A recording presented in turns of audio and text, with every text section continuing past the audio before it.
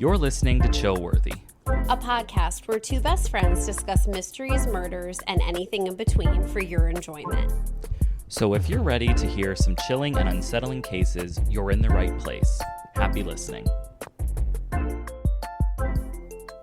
Hello, everybody. Welcome back to our podcast, Chillworthy, with Talia and Brent. Hello, hello. So I will be doing a case today. Right. Yeah. Very exciting. Right. I'm excited. Good. Well, before you get into that, though, do you have any updates for the chillers?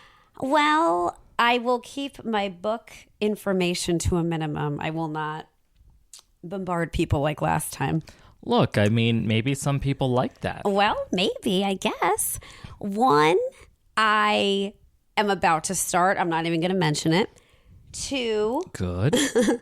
I am only like 2% in a new one, which I do absolutely plan to continue with. And I'm not going to mention it. Correct. Lastly. Now, what are you going to mention? Lastly, I started, and I'm most likely going to finish by tonight, The Return of Ellie Black. Have you heard of it? I haven't. So I heard very good things about it, and, you know, I just thought it was going to be a mystery. Well, it is a mystery, psychological thriller, and she is, I'm trying to think, I don't want to give like a ton away. First off, I will say, those of you who might look into it, definitely look up the trigger warnings. Yes. A few boxes are definitely checked in various areas. So definitely check those out before you start. It's excellent. I mean, I feel like the writing is really fantastic. I think this author absolutely did her homework on the topic of kidnapping, and it's just very, very well done, but, you know, deeply disturbing. Mm-hmm. But a nice pace, and chapters alternate between like one point of view. I've never been a fan of that. I don't want it. Yeah. And I don't flash me back. I want one person, one timeline. That's right. it. I want a nice, succinct, chronological story. I don't want May 2006, April 1857. Right. I don't want it. Whenever I hear that a book does that, like if I can tell from the description, I'm turned off. Yet I feel like I read more books like that than not. And once I'm in them, I love them. Because it's popular. People seem to like it. I'm just not one of those people. Yeah, yeah. I like the multiple perspectives. Like if it's a ton of different characters / perspectives, that can get a little confusing for me. But I like it. So you like what you like. Right. So speaking of multiple perspectives, but also times. So it's not a huge span, but it's present day, the detective kind of walking you through the present, and then victim going back slightly and giving you a different perspective kind of thing. So, yeah, I am excited to wrap it up and see, but the reviews were outstanding. So. All right. Well. Yeah. Wonderful. Yeah. I didn't read any more books, but I was telling you that I started a new show that I guess has been out for a little while. It didn't appear on my radar until yesterday. Right. Is it Netflix? It's on Amazon Prime. Oh, yes. But through MGM, whatever, like if that's another streaming service that then like gave it to Prime, I don't know, but it's called From, and the premise of the show, I guess it's 3 seasons in so far, but I'm only on episode 4, but the premise of the show is like, to me, it feels like The Walking Dead meets Once Upon a Time, and I know you've never seen Once Upon a Time. I haven't. But it's basically like people are trapped in a town that they cannot get out of. And it's like trapped supernaturally. Did you ever see The Dome? I think I saw like the first episode, but I know what you're talking about. Like slices somebody in half or something. Well, I never saw it, but someone at work was talking about it the other day. I never heard of it before, but it... By Stephen King. Oh, is that? Oh, really? Mm-hmm. Oh, I didn't know that. I think it's called Under the Dome. Okay. That's what it just reminded me of based off of what I was told by this person at work. It sounded similar to like what you just said about this new show From. Yeah. Well, again, it's not a new show, I don't think. Oh. For me, it's a new show. Sorry. But So basically, though, the premise is just people end up in this town. They are driving, minding their own business. They end up seeing this fallen tree. They get out to check on it. They can't move it, so they turn around, go back the way that they came. And when they turn around, they end up in this town, and it looks like it's a town, like a run-down, abandoned, kind of like 50s-ish town. But there are people who live there now. And you can just continue to drive through it, but it just keeps looping around. Like, there is no way out. You just keep going and Yikes. going and going. And these are present-day people back in this 1950s town. Okay, yes. And so at night, there are these monsters that come out from the woods that look like people. No, and thank you. They come up to the doors and windows of all the homes and gently just knock on the doors, and they sound like normal people, and they basically are like, you know, could somebody let me in? Do you need help in there? I might need help out here. Like, they just say things to make people open the door. So at night, there's a protocol that once the sun goes down, you have to be inside your residence. You have to have the blinds drawn, and there's a talisman that you put on the front door so that they can't enter the home. If you don't have the talisman, they could just come in. They just open the door and walk in your house. Or just run through the door, like, you know, like they're like superhuman strength.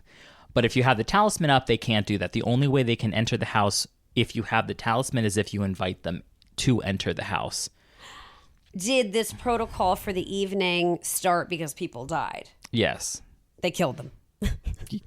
Yes, and it's very, like, from what I've seen, like I said, I'm only 4 episodes in, but the way that these people seem to die is it's not like a quick death. It's like these monsters not only want to kill you, but they want to torture you. So they like will peel off your skin. They will like almost like pick you apart like vultures, but it's over like hours. Now, this is just from what I've seen so far.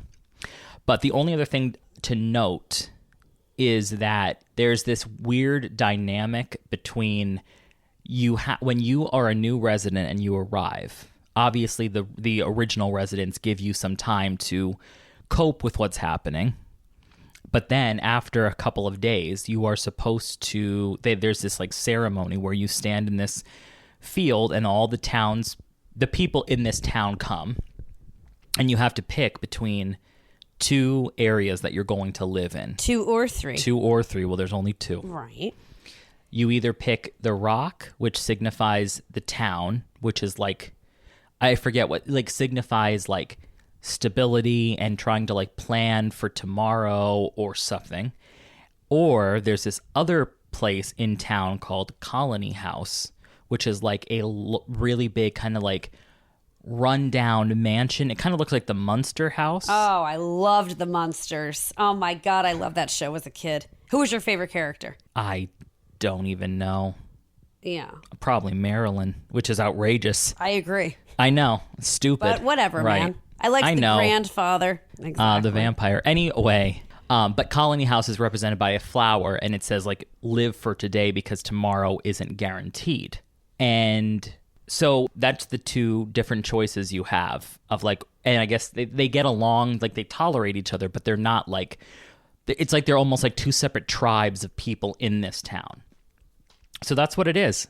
But it's very, I think it's very... Chillworthy. I wouldn't say chill-worthy, but for you, maybe. I was going to say, everything you've said so far, that's the word that kept going through my head. But, so anyway, I don't know, but they are trying to figure out, obviously now the point of the show is what's going on in this town, how did they end up there, how do they get out of there? So. And how many seasons are there? I think there's 3. Oh, nice amount. Yeah, so we'll see. Like, I don't know how many episodes are in a season, but I'm on 4 so far. And it's over now, or they are still coming out? I don't have that information. All righty. Thank you. Surely. Anyway, now that our updates are out of the way, I guess we will start. So, dazzle me. All righty. Here Okay. we go. We're off. So I am doing the case of Elisa Lam. That sounds extremely familiar to I me. am almost certain you are going to remember this case with how many years ago it was. I don't think it's going to be fresh in your head, But you definitely know about this case. I feel like everyone's going to know about this case. This is going to be a little bit of a two-parter because... 2 or 3. Because the location is like multifaceted that you will absolutely be familiar with. So here we go. So she was the daughter of immigrants from Hong Kong. She was a student at the University of British Columbia. Now, as of 2013, though, she was not actually registered as a student there, but up until then. So in mid-2010, she began a blog on, I guess there was a website called Blogspot. I was never into blogs. No, not really. Yeah. So this first one was called Esther Fields. She would post pictures of, like, it was about fashion and models and some specifics about her own life, specifically her struggle with mental illness. Okay. In a post that she put up in January of 2012, she disclosed that she was having a relapse at the start of that school year. So she had to not fully drop out, but she had to go down in her class load. She felt, quote, so utterly directionless and lost, she put up on this blog. She was very worried, too, about dropping all of those classes, how bad that would look on her transcript. She was hoping to attend graduate school in the future, and she was worried it was going to impact her negatively in that way. So 2 years into having that original blog that I had mentioned, she started another one. This one was on Tumblr, and it was called Nouvelle Nouveau. Same, though, with fashion photos, fashion information, models. She would put some quotes up and also talked about herself, personal details. Okay. She was diagnosed with bipolar disorder and depression. She was prescribed several medications.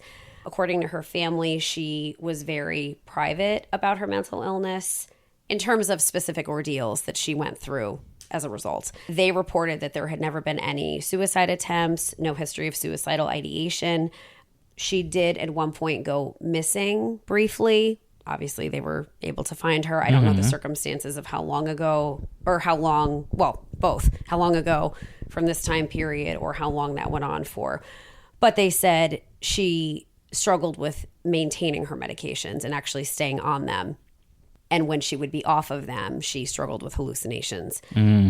So the only example that was provided as to like a specific about the type of hallucinations, she would hide under her bed, like whatever was happening. She would be very fearful, paranoid, and she would want to hide. Hallucinations freak me the hell out. And just all the different directions that can go in, and just tactile, visual, auditory. I mean, it's just... And then it's always like, when you, thankfully, I have not experienced those, but it's like when you're experiencing a hallucination, it's like, well, it's very difficult to be like, well, is this actually real? And like, is it real on like some other plane that now I'm seeing it? Like weird stuff. I don't know. It's just with very... reality. Yeah. Definitely. Yeah. So Elisa decided to go on a trip to California. She wanted to do this by herself. She went on a train, an Amtrak train.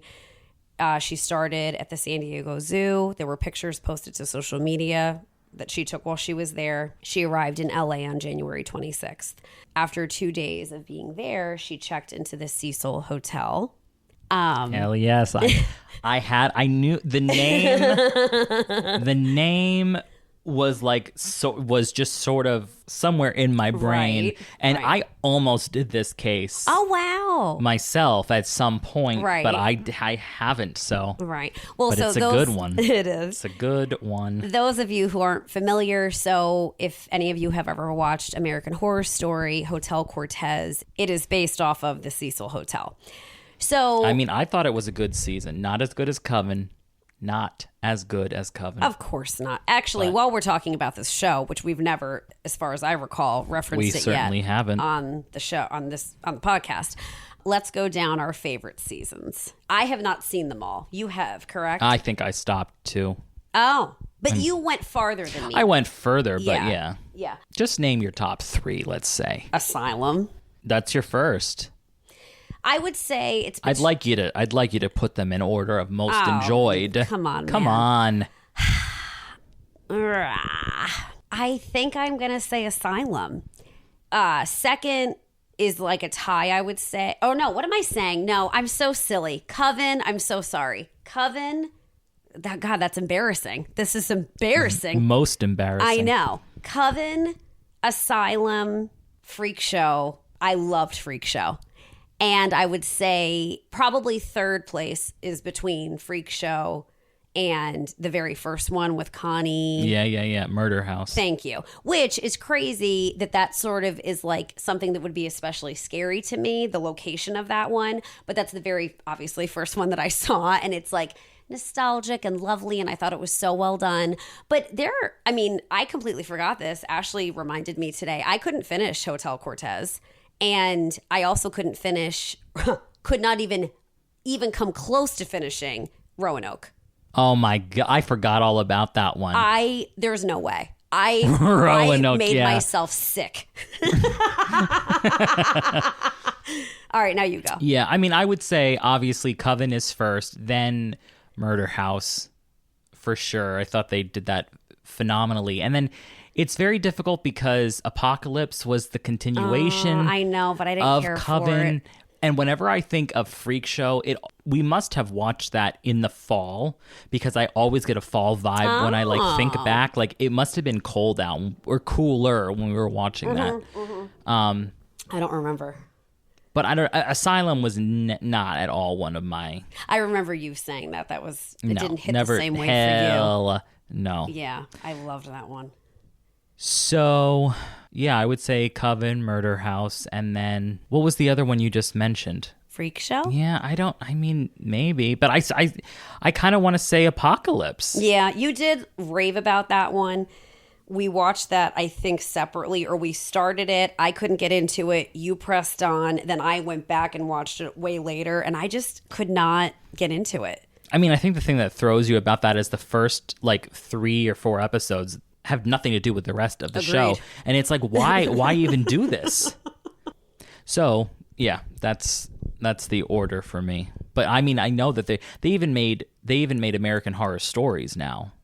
What do you mean? Where it's like every episode is a different story. See, I don't like that. Yeah. Maybe I would. I'm just saying, I watched a few of them, and they're not done badly, but it's just not something. No, because you can't build up to anything. Right. So anyway, back to the Cecil Hotel. Before we get into that. All right, or not.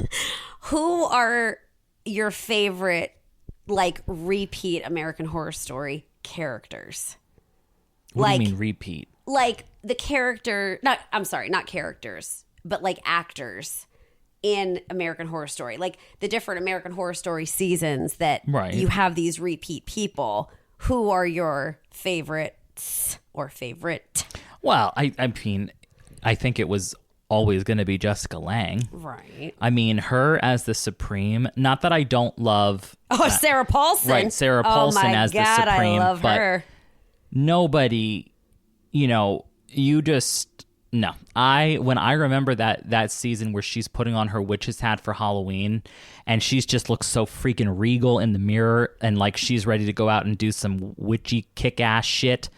I loved it. Yeah. All right. Here we go. Are you going to say? I think I was pretty emphatic about fine. Sarah Paulson. All right. So. Hotel Cecil. Thank you. So Cecil Hotel is in downtown LA, Skid Row. Not a good area. I'm going to dive deeper into the Cecil and the history behind it and how it started as a very regal place that, most could not afford to stay in. It was gorgeous. Completely changed how they operated as the years went on and consistent with when Elisa was there. So I'm going to skip around. I'm going to do that towards the end and go into more detail about the Cecil. So we're going to stick with Elisa and those details right now. Yeah. So Elisa's behavior started to things declined quick when she got to the Cecil. Instead of being in her own room when she got there, she was put into a shared room on the 5th floor of the hotel. And the people that she was there with obviously did not know her before. A shared room in a hotel? Well, that's what I'm saying. Yikes. The Cecil, right. It was... That sure as hell not up your alley. Or mine. My God. Or mine, to be totally frank. Exactly. And I'm going to show you a picture later on. But like I said, the Cecil went from this regal hotel to, it wasn't even called the Cecil when Elisa was there. It had changed names. And it became like, it literally was advertised like daily, weekly rates. So this was not a place at all like how I said it was when it first began. By that time, people who struggled with homelessness, people with drug and alcohol issues, that was very prevalent at the time around that she was there. Yeah. But I'll get into those details more. So, you know, she's put in this room with these strangers and they were complaining about her behavior. So the staff moved her to her own room after 2 days of complaints about her. The manager at the time, so I didn't say this, I'm so sorry. At the time that Elisa was staying there, the name had changed to Stay on Main. It was not called the Cecil at that point. Okay. So the manager at that time said, and I'm sure this must have been off-putting and disturbing for these roommates that she was just randomly paired with. She was leaving them notes in the room. Examples were she was telling them to go home and to go away. Well, that would be a little off-putting, yes. She also locked them out and told them that she required a password for them to gain Well, entry. I could see why they might go to the manager about this. They weren't necessarily being Karens. I think they just wanted to get into their hotel room. I know. I mean, maybe she was trying to be on the safe side. I clearly, I don't know. I don't. Right. Things were on, I think, a steady decline. Also, she attended a live taping of the Conan show. Okay. And this was a few days prior to even getting to the Stay on Main. Oh, yeah. And she had to be escorted off the premises of the show because her behavior was so disruptive. So she was struggling. Yeah. So at the time of this trip that she was taking, her parents were still in British Columbia. She contacted them daily. Touch base with them, was in, communication. She was supposed to leave, check out of the Stay on Main on January 31st, 2013. And the next part of her trip, she was headed to Santa Cruz. Her parents did not hear from her, and they immediately contacted the LAPD, reported her missing, and they flew out to LA to help with the search. That manager that I had mentioned at the time when Elisa was there, she said that she was very outgoing, very lively, very friendly. She interacted with the people there. She got gifts for her family to bring home to them. And they said that she was alone. They never saw her with anyone else. So the hotel was searched. Her room was searched. They had dogs go through the building. Ding, ding, ding. Including up to the roof of the hotel, but the dogs did not detect her scent. The police department admitted later they did not search every room. They could only do that if they had probable cause, if they believed a crime had been committed, which they did not have any reason to think that at that time. So the entire hotel was not she searched. was just missing. Exactly. Yeah. So on February 6th, that was a week after Elisa had last been seen, the LAPD reached out to the community for help and to see if anyone had seen her, had any memory of anything. Flyers with her image were posted all over the neighborhood. They were also put up online, and the police also released a video, which I would like to take a little break right now. Yeah. I want you to watch it and then come back and then tell the chillers what you think. We'll be back. And we're back. What did you think? Yeah, well, so that was definitely the video I was hoping it was. Okay. The infamous elevator video, which I thought was coming. Yeah. Yeah. Let me just read some of the details so the chillers know if they're not able to look at the video right now before you start. Could you also tell them what they should look for on YouTube if they want to look this up? How do I tell them? What did you search for? Yeah, I searched Elisa Lam elevator footage. Easy peasy. Right. Everybody. And it's not long at all. It's about 3 minutes. Yeah. So basically what you see is her coming into the elevator. She's dressed casually. It's not exactly blurry, but it's not super great clarity. It appears her hygiene is fine. Everything looks she looks normal to me, right? Visually. Yes. Oh, yes, correct.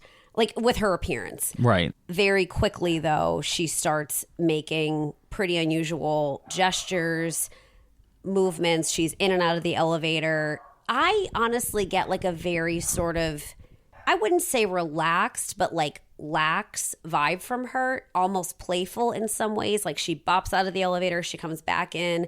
She reminds me of like a child, how she pushes all of the elevator buttons. She's really staring at them for a while. It looks like a mix of playfulness and agitation. Almost. And I think paranoia. Like, I don't get the vibe that someone is truly outside of this elevator and she's hiding from them, but she's certainly curious on who's out there, but I just don't think anyone is. But it sort of reminds me of like somebody, because I mean, I've done this before too, somebody who like you want to double, triple, quadruple check that you turned the stove off. Yes. Or you blew the candle out. Like, it's like you kind of like leave the kitchen and then you're like, well, maybe I'm going to go back in and check. And you do like OCD-esque. So like something like that. Like it's obvious no one's in the hall.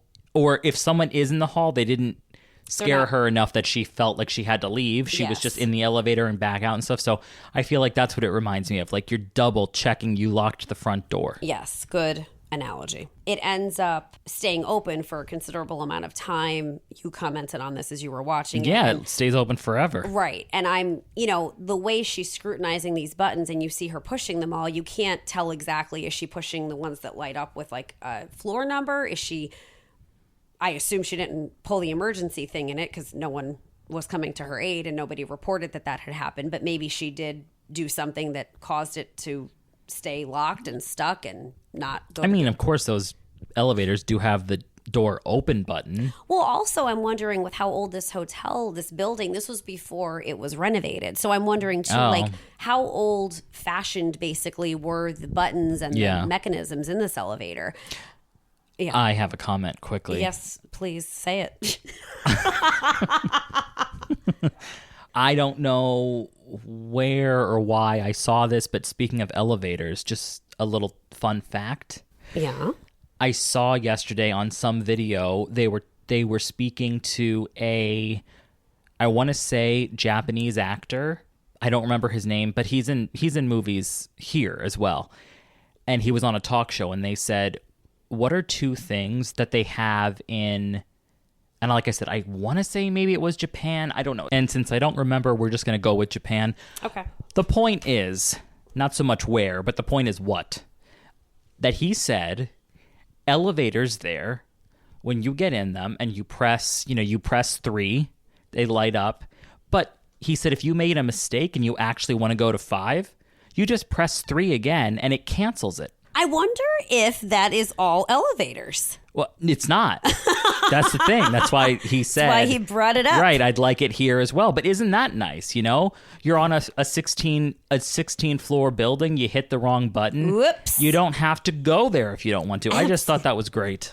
The world is what a time to be alive. Right. Well, thank you for that fun fact. Absolutely. I had no idea such a thing existed. Me either. Yeah.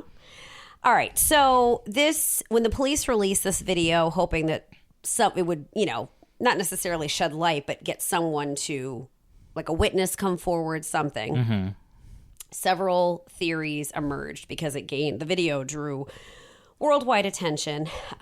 And, the video was extensively analyzed. So some of the theories, I'm not going to get into all of them, but some of them, well, let me start. One is claiming or opining that she was trying to escape from someone who was pursuing her, which I forget if I said this yet or not. She had made a complaint to someone. This was in one of the videos that I watched. And I forget if she said this to her roommates or when she was still communicating with her family, she said it. She was complaining about men who she was apparently running into on these travels that were showing an interest in her. And I don't know how heavily they were pursuing her. If she'd passed them on the street, they were making comments to her that made her uncomfortable, or they were literally following her back to the hotel. I mean, regardless, it was... Or in the hotel, right? Yeah, true. Exactly. So she had made comments that was making her unsettled. Right.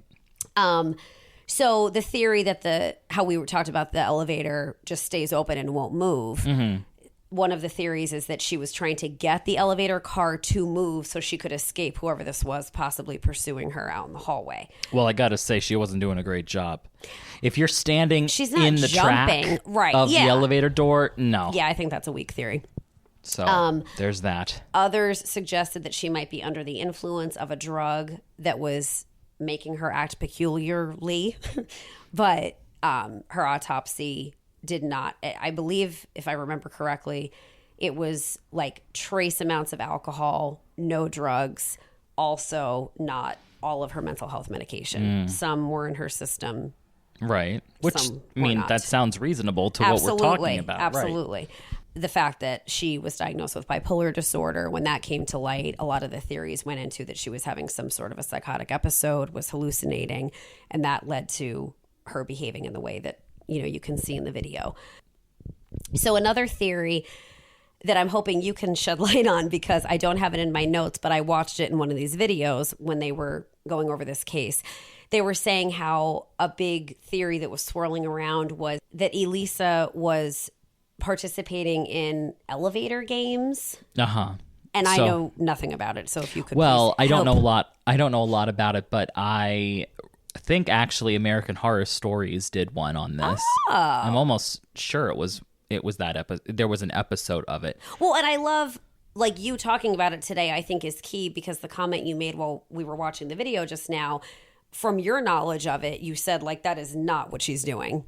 Well, she could be doing a part of it, but from what I have heard in this game, it's like you find a building that has, I want to say like it has to have at least 13 stories, if not 14.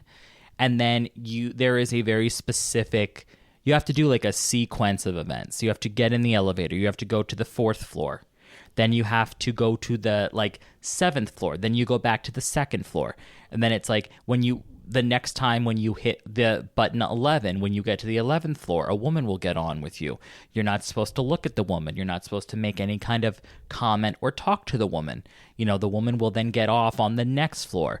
It basically, all of it is to say you're supposed to be opening a dimension to either hell, or you're supposed to be opening a dimension just to another dimension in general. But it's like there is like it's a long sequence of things you have to do. Recipe list. Right, in an elevator. And so the reason I was saying she's not doing that is purely because she's not bopping around to other floors. She never left, the floor she was on.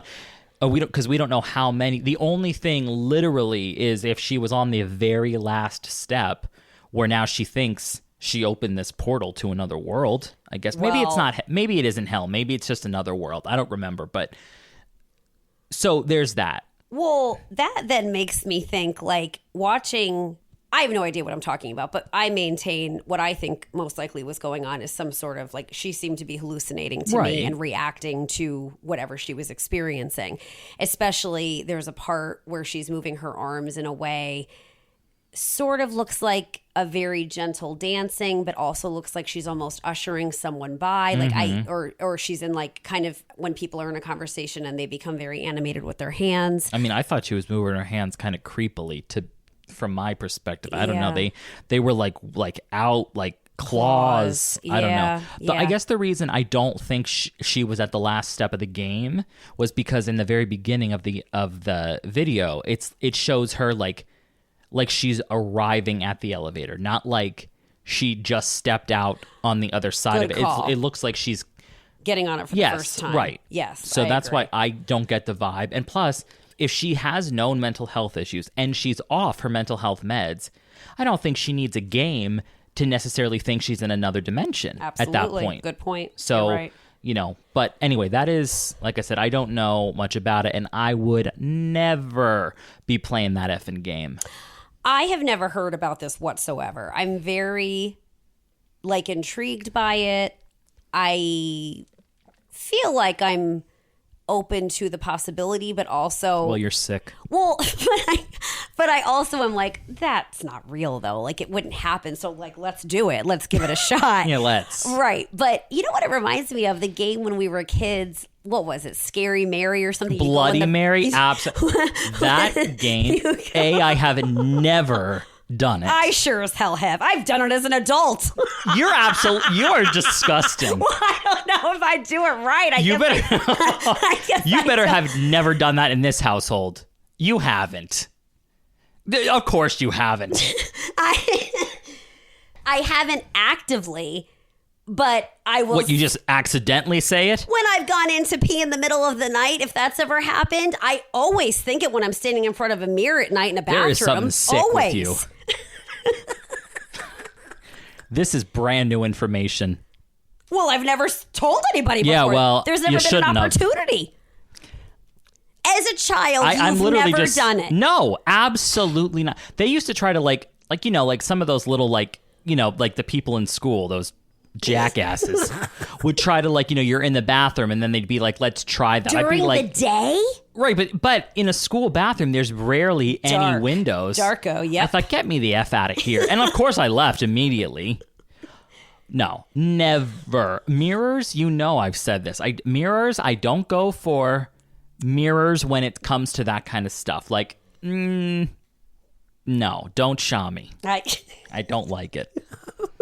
So I don't know, but oh my God. So far, this has been the scariest part of this entire episode is the fact that you're at 1 a.m. silently standing in front of the bathroom mirror thinking, I won't even say it, but what you're thinking, like, psycho. I don't stand, it crosses my mind. I'm not standing at 1 a.m. hoping it happens. I'm not saying curious. You were hoping. Well, be curious somewhere else. Fine. Great. Okay, so some of the concerns people had with this video, there were allegations that they thought it was tampered with before being made available to the public, before the police released it. I don't know if you noticed, but the timestamp. What does this timestamp say? The timestamp was obscured. Oh, hell yeah, I saw that. Oh, my God. I mean, that was the most grainy part of the video. Agreed. That was like those normal Bigfoot videos. That's like a rule out there. You can't have a Bigfoot video unless it looks like it was filmed in the 1960s. They also commented, and I did not notice this, and I don't know if it's because of how she's moving. Maybe you noticed it, but even when I think about it, I don't know, that they think parts of it were slowed down. That the speed, no, I didn't notice that at all. Me neither. Now, what would be the point of that? Well, shadiness, I guess. What I do think I could wrap my head around, they're saying that it appears nearly a minute of footage has been removed. It does not say where they think this happened.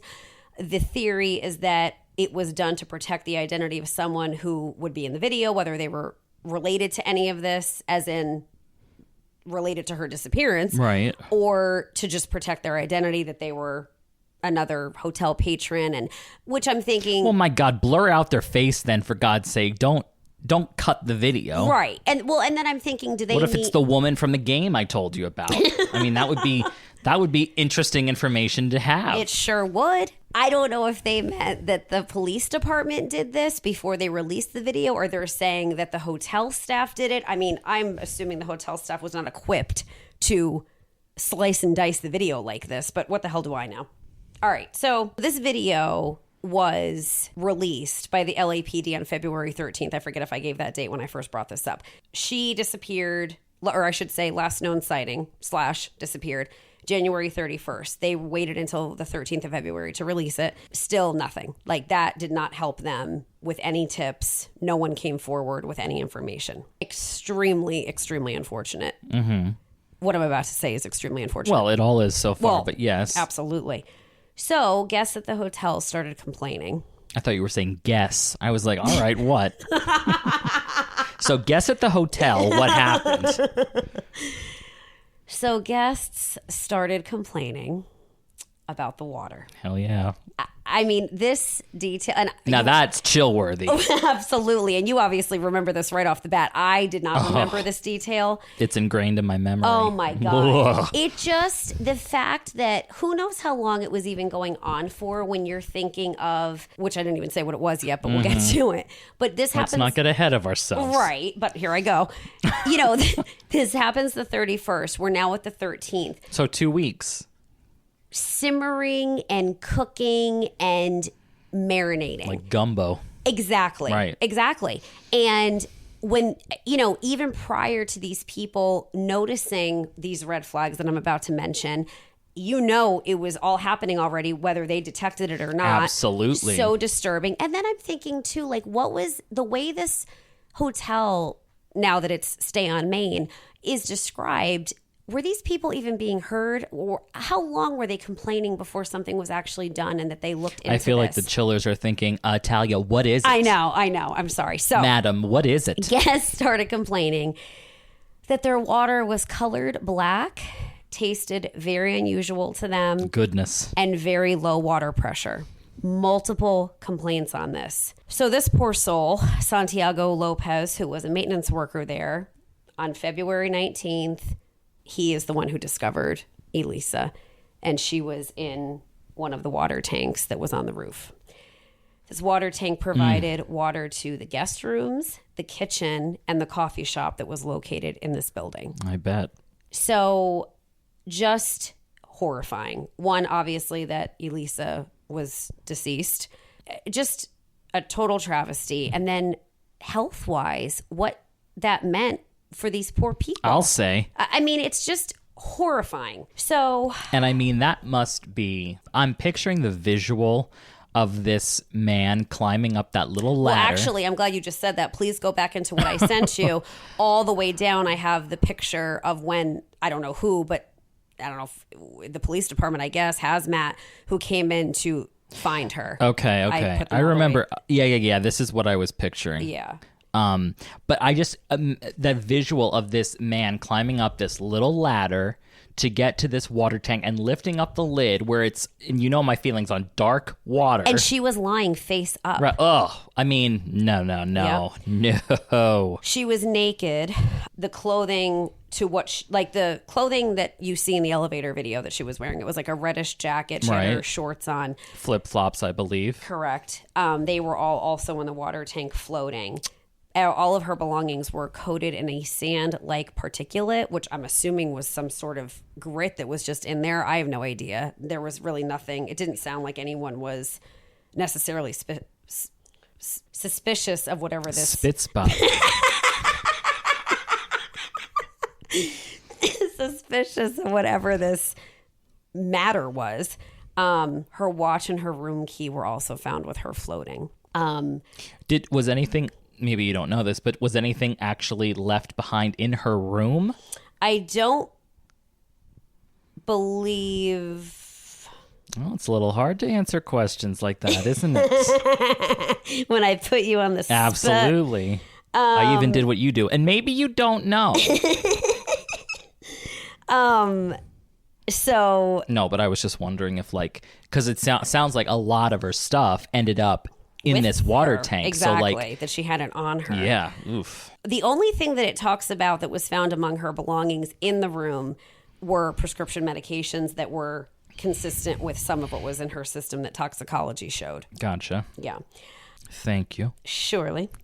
Okay, so the picture that I just sent you of this water tank, or the water tanks, that there were several of them, but you know, the one that she was found in. Yeah. Which I'll get to this. What's maybe not concerning, but like perplexing is how she would have even got herself in there. That's where part of the speculation of, was this an accident? She got in there herself? Like, this is just no foul play? Like, it's just peculiar. Well, I don't know.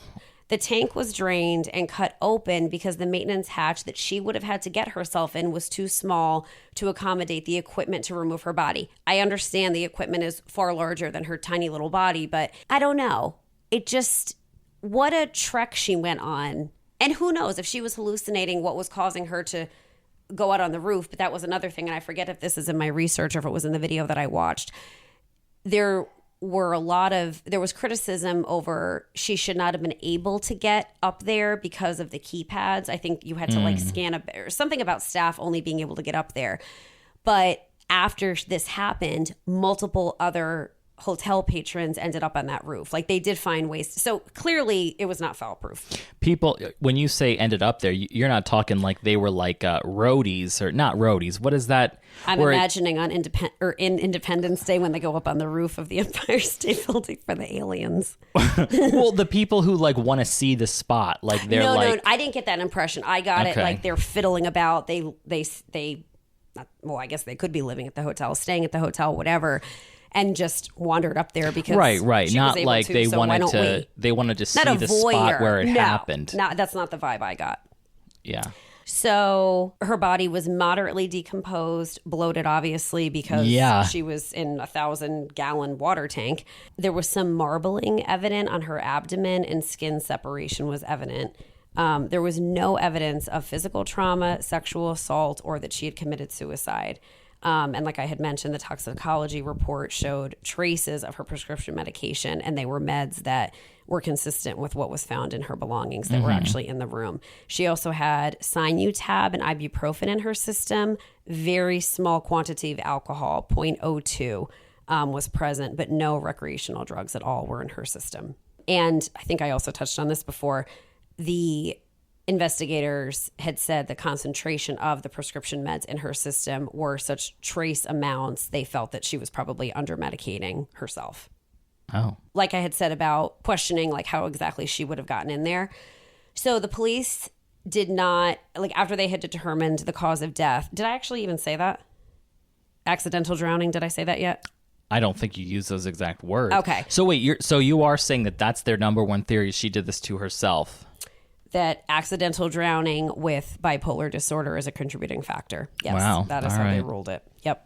So the investigators, determined and released her cause of death. They were not offering an explanation, though, as to how she could have gotten into the tank. The doors and the stairs that access the roof in the hotel are always kept locked. Only staff have key accessibility, and also passcodes. Any attempt to force these doors open should have caused an alarm. But I'm thinking, if it's not up to code, literally or figuratively, who's to say? Like, I just wonder how on the up and up this building was being maintained. Well, of course. The hotel fire escape could have allowed her to bypass those security measures. Her scent trail was lost near a window that connected to it. So it's odd to me her scent wasn't up there. That's the only way she could have gotten into the tank. I mean, I shouldn't have worded it that way. Whether someone forced her into the tank or she walked up that ladder herself, she was up there. Right. I don't know. And the theory about what you're talking about with the roof makes me feel just like, was an employee involved? Absolutely where my head went. Yes. Makes you wonder. And if she was a pretty little thing, like light. Oh, very petite and tiny. What if the employee might have already been knocked unconscious, and then he carried her so that her scent isn't on the ladder? I know that's a stretch, but it's also a stretch to say she just accidentally ended up in a water tank. I know. I know. Well, so this video apparently was posted online after her death, showing the accessibility that the hotel roof truly had via this fire escape. And also, 2 of the lids of 2 other water tanks were just wide open. I see. On the roof. So birds are pooping in that and other stuff. Think of that. Good. Well, and also animals potentially drowning in there. Like if a little squirrel or... Don't even say that. Right. So, I would hope that little squirrels aren't on the roof of a how many story building, but we don't actually know. We don't know. They're hardy little buggers. Okay, so then there was a lot of speculation. People were asking, like, could she have gotten into this tank by herself? All 4 tanks were 4 by 8 feet cylinders, and they were all on concrete blocks. There was no fixed access to them. And even the hotel workers, could not even look into the water without this ladder accessibility. Mm-hmm. There was no way. They were protected by heavy lids that would be difficult to cover once you're in it. But the maintenance worker said when he found her, it was open. Right. It wasn't actually shut. I feel like I said earlier that it was, but I'm so sorry it was not. And with no scent, we're also assuming no fingerprints on the door. They don't even talk about fingerprints. Good call. And again, I go back to I don't understand, and it reminds me of Terrence's case. Police dogs searched the hotel for Lam, also went up on the roof. The dogs were up on the roof and did not find any trace of her up there. I don't understand that.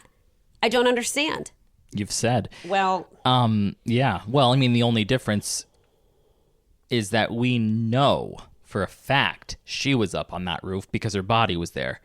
And with Terrence, we don't know for a fact he was ever at that gold mine. Just what the crew has said. Very good point. Very good point. So maybe they got her too. What did you say? Maybe they got her too. I know you're mocking me right now. From your theory. They went to Terrence, Connie, Absolutely. and now they're making their rounds. Back in time to Elisa. Right. Oh, my God. So I completely forgot about this, and it kind of goes along with your sort of fingerprint question. So there was criticism over the autopsy report, and some of the conclusions were questioned based off of the incomplete information. So there was a rape kit done saying that the results were inconclusive. Meanwhile, earlier I had just said to you, they're claiming there's no signs of sexual assault. So inconsistent. Also, they did a fingernail kit when they did the rape kit. That's part of the rape examination. It also recorded subcutaneous pooling of blood in Elisa's anal area, which some observers suggested that was a sign of sexual abuse. A pathologist's report had commented that, or speculated, I guess I should say, that could also result from bloating during the course of a body's decomposition. So it wouldn't necessarily be. But her rectum was also prolapsed, which is another, I guess, sign of the decomposition process. The coroner's report was ambivalent about their conclusion that her death was actually accidental. So her parents filed a wrongful death suit in September of that year, claiming that, quote, the hotel failed to inspect and seek out hazards in the hotel that presented an unreasonable risk of danger to Elisa and other hotel guests. They sought unspecified damages and burial costs.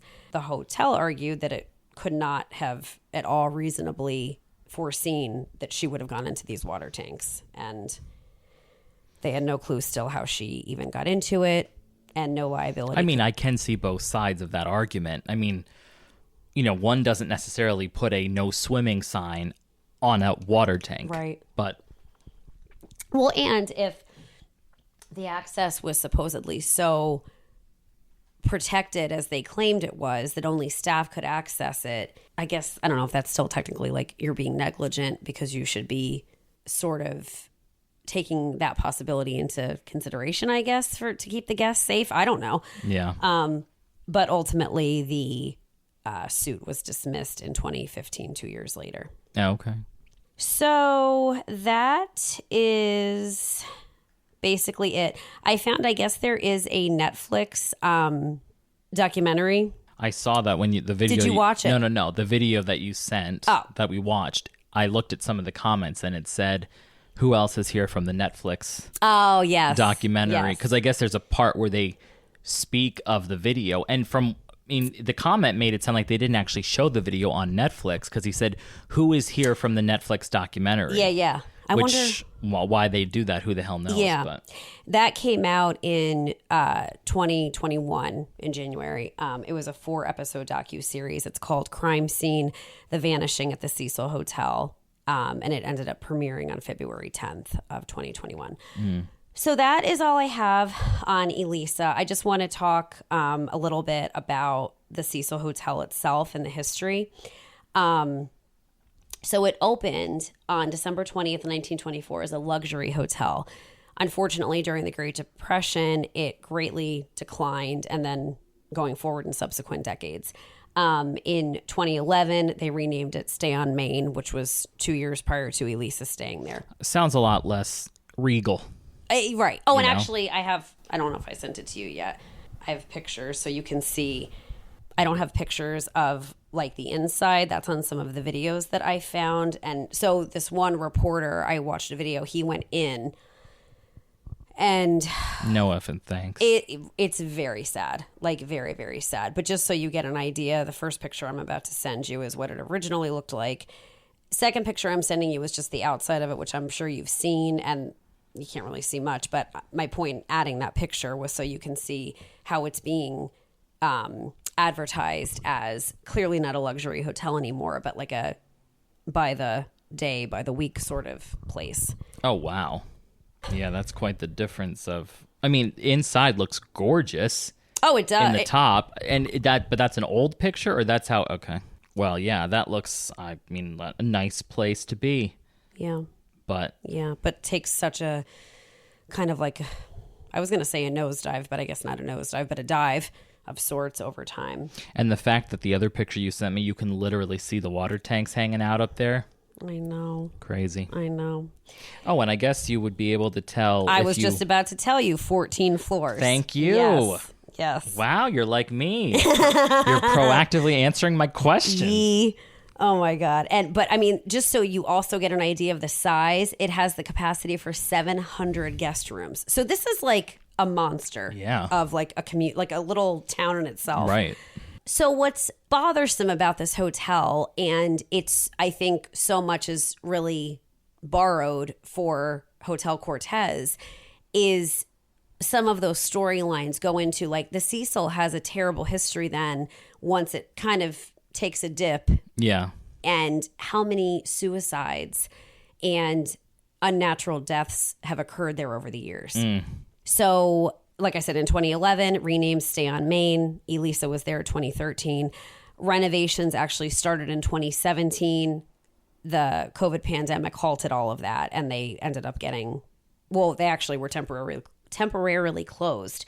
Then December of 2021, the Cecil was reinaugurated as an affordable housing complex.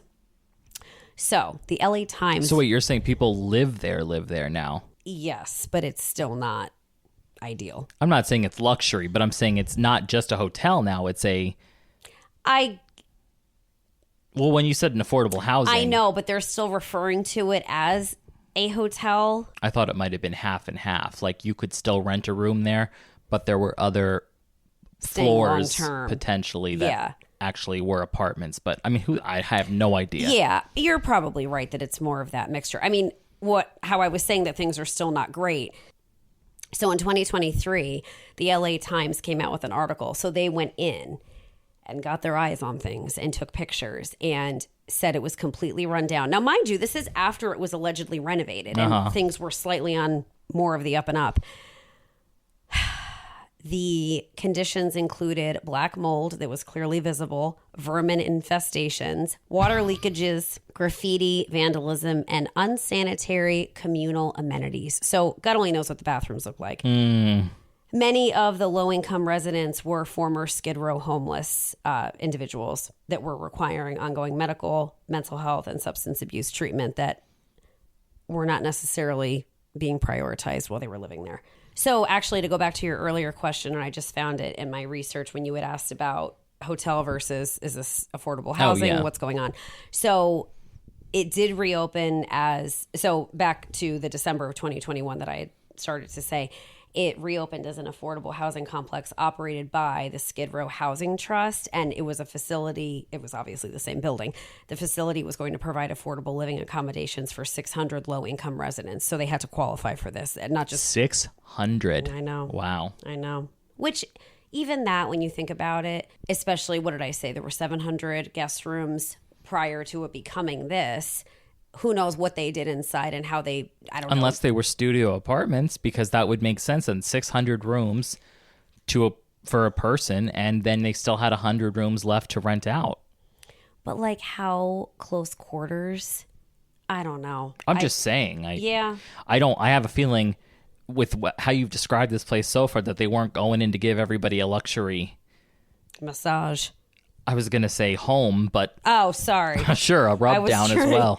I was trying to say no perks. Oh, God. All right, so... An in-house masseuse. So there were several other deceased individuals here over the years. And I just would like to... say their names and just briefly go into them. I'm not going to make this, hours upon hours, but bear with me. I just think it's important and to really see like the succession of things, if you will. I will. So I'm just going to be talking about who passed away. I do understand. You have made it quite clear what's happening. Circumstances. Oh, my God. All right. So first victim, the first death occurred in the same year that the Cecil Hotel opened in 1927. Percy Ormond Cook, he was 52 years old. He shot himself and he died the same evening on January 22nd. in the 1930s. W.K. Norton, he was 46 years old. He was found dead in his room after ingesting poison capsules on November 19th, 1931.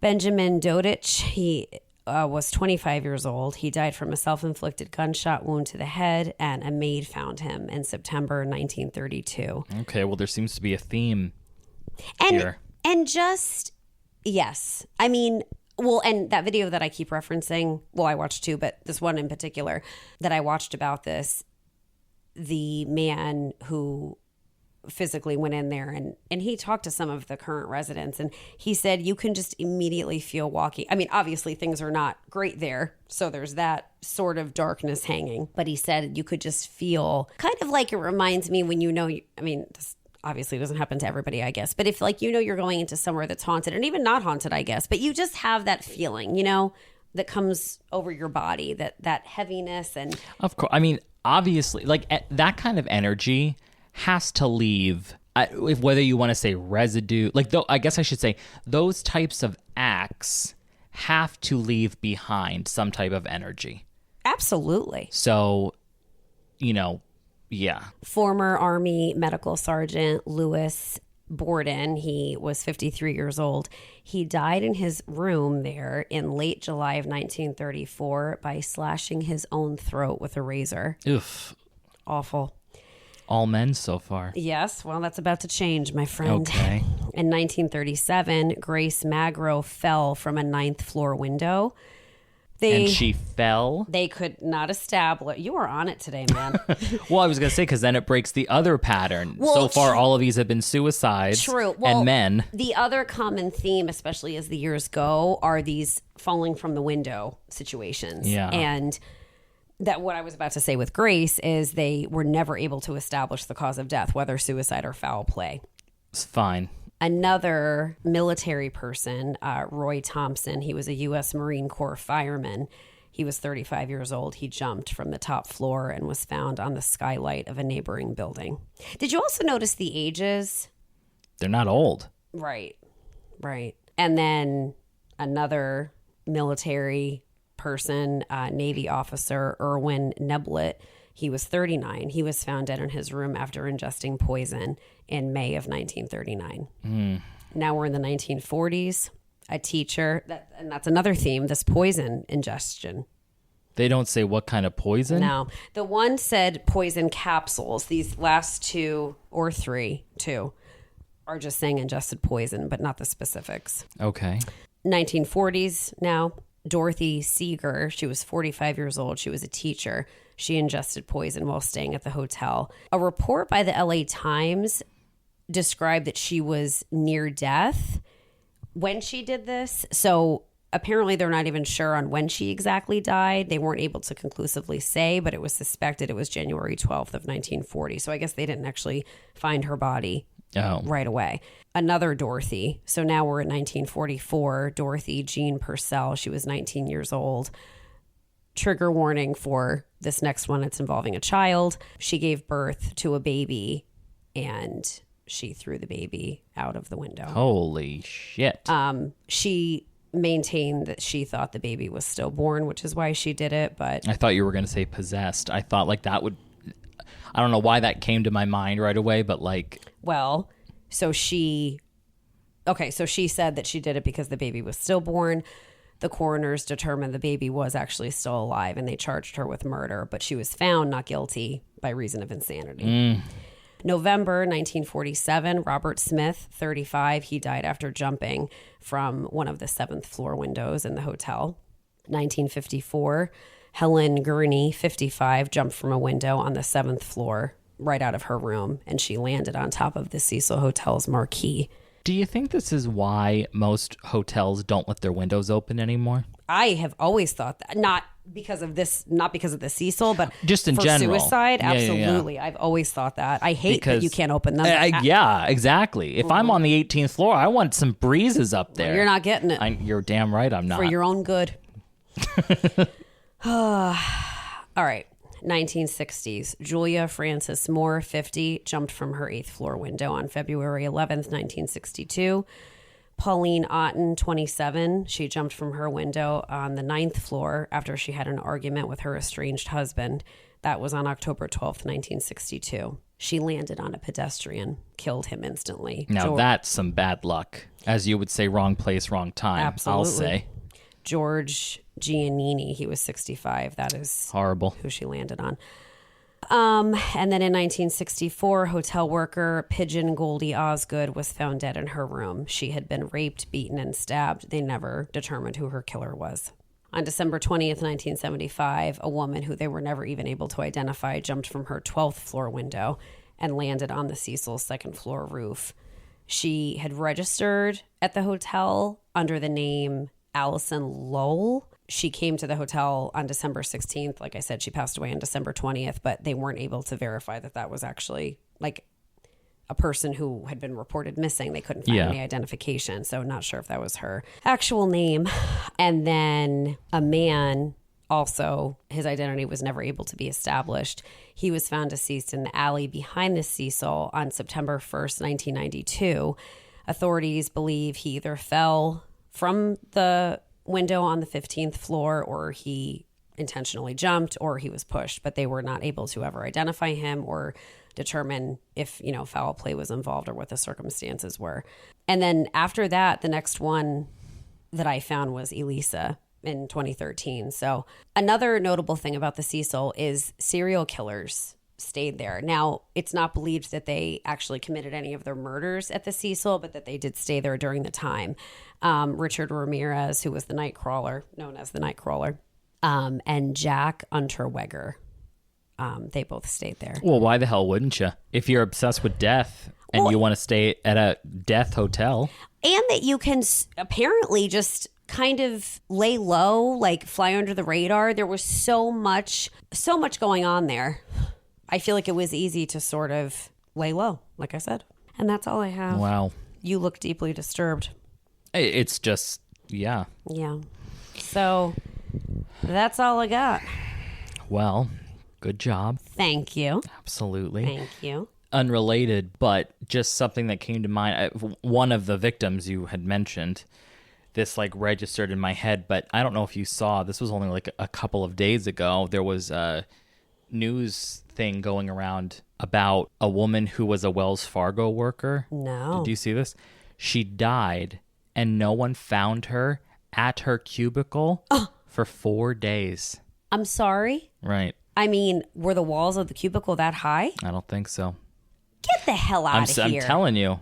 People started to report smell. That's what I was bad going to ask smells, you. And then they found her. And I don't know where her cubicle was in relationship to if there were other people around her or not. But just goes back to what I tell you all the time, that your job is just your job. And it's not worth... Not that her job killed her, but what I'm saying is it's like this woman, because I guess she sat there for 4 days, unmoving, obviously not speaking to a soul. She never punched out, because that's how they know she was there for 4 days. She punched in, say on a Monday, and she wasn't discovered until a Thursday, let's say. That's despicable. I know, and nobody noticed that this woman was dead. So I don't have any more information other than that, but it's just a very sad little story. What is the level that her coworkers, like, how far were their heads up their own asses that they don't even know that their coworker is dead among them? Right, and that's what I mean. There was some speculation as to, was she alone in a certain area of the building that did not have other people working around her? Like, I'm picturing like an office where there's cubicles everywhere. Right. I can understand, like, that would be like the top tier of bad, right? Like, there's a person in the cubicle next to you dead for 4 days and no one notices. But I'm just wondering, where was she located in the building? Was she actually by herself in a quote unquote cubicle and she died? Like, I don't know. But either way, it's just the fact that this woman sat there for 4 days dead in an office building that had other people in it, obviously enough people to say that there's a smell happening. Like, that's just very sad. Well, and this next part that I'm going to comment on isn't as sad as just what you're discussing, how no one even realized it, and that this went on for so many days. But I'm thinking, too, the first night that she stayed there deceased, no one even was there to call to say, hey, so-and-so didn't come home tonight, or I haven't heard from so. Like, no one reported her missing or contacted the office. Right. Like, so heartbreaking. Yeah. I did not hear about this. That is horrific. So, all right. End on an even sadder note. But anyway, all right. Well, I'm not planning on going to stay on Maine anytime soon. I don't think I will be partaking in that either. Not on my list of places to go. You'll be too busy in the bathroom just looking in the mirror at yourself at 1 a.m. For Scary Mary. Right. That's not even her name, and I'm glad that you don't know it. If you do know it, I don't want you to ever repeat it. Deal. So that will haunt me. Oh my gosh. That will haunt Fine. me. All right. Well, on that note, I think we're going to sign out. So, as always, stay safe and stay chill. Bye, everybody. Bye, chillers.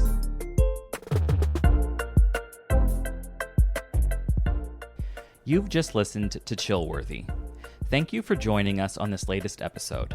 While we strive to keep our discussions engaging and lighthearted, we also wanted to take a moment to acknowledge the real lives and events that are at the heart of these stories. We try to approach each topic with a sense of curiosity and respect, fully aware of the impact these events have had on the individuals and their loved ones. Our goal is to honor their memories by keeping their stories alive and shedding light on the mysteries that surround them. If you enjoyed this episode, please remember to subscribe, rate, and leave a review, and don't forget to join us on the next episode of Chillworthy.